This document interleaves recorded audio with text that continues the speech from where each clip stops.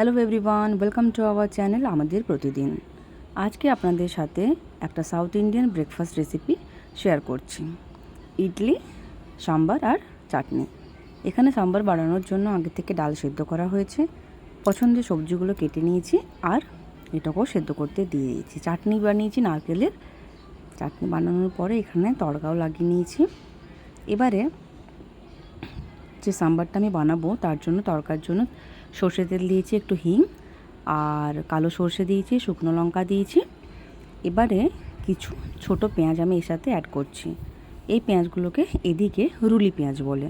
যদি আপনাদের কাছে এটা না থাকে তাহলে অন্য পেঁয়াজ দিতে পারেন, যখন সবজি সেদ্ধ করছেন তখনও দিতে পারেন বা পরে করে ছকা লাগানোর সময়ও দিতে পারেন। কিন্তু যদি এই পেঁয়াজ থাকে অবশ্যই এটা দিয়ে বানাবেন, টেস্ট কিন্তু একদম অন্যরকম হয়। একটু সঙ্গে কারি পাতাও অ্যাড করেছি।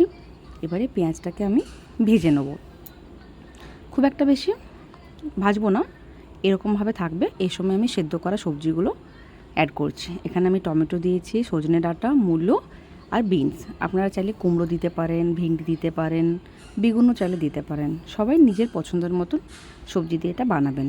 আমার যেগুলো ভালো লেগেছে আমি সেগুলো এখানে দিয়েছি। এবারে একটু ভালোভাবে পেঁয়াজের সাথে এটাকে ভেজে নিচ্ছি, অল্প অল্প একটু নুন দিয়ে। এখানে কিন্তু গ্যাসের ফ্লেম মিডিয়াম রেখেছি। এবারে যে ডালটা আমি সেদ্ধ করে রেখেছিলাম ডালটাও আমি অ্যাড করে দিলাম। আপনারা এই সময় কিন্তু জল একটু পরেই দেবেন। আমার মশলার সাথে মানে যে সবজিগুলো আছে সেগুলোর সাথে আমি ডালটাকে মিশিয়ে নিয়েছি।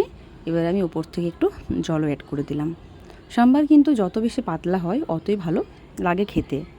মোটা কিন্তু বেশি ঘন থাকলে খেতে খুব একটা ভালো লাগে না। এবারে আমি ওপর থেকে সাম্বারের মশলা দিচ্ছি। এটা বাইরে থেকে আনানো হয়েছিল। এখানে যে মশলাগুলো পাওয়া যায় সেগুলোও ভালো। আমি যেটা দিলাম ওটা আমি বাইরে থেকে এনেছিলাম, আচি কোম্পানির। এবারে আমি ইডলি বানানোর জন্য এগুলো রেডি করে রেখেছি। সাম্বার আর চাটনি একদম রেডি হয়ে গেছে। ইডলিও আমার বানানো হয়ে গেছে। ইডলি, সাম্বার, চাটনি এটা খুবই একটা হেলদি ব্রেকফাস্ট, পেটও ভরে, খেতেও ভীষণ ভালো লাগে।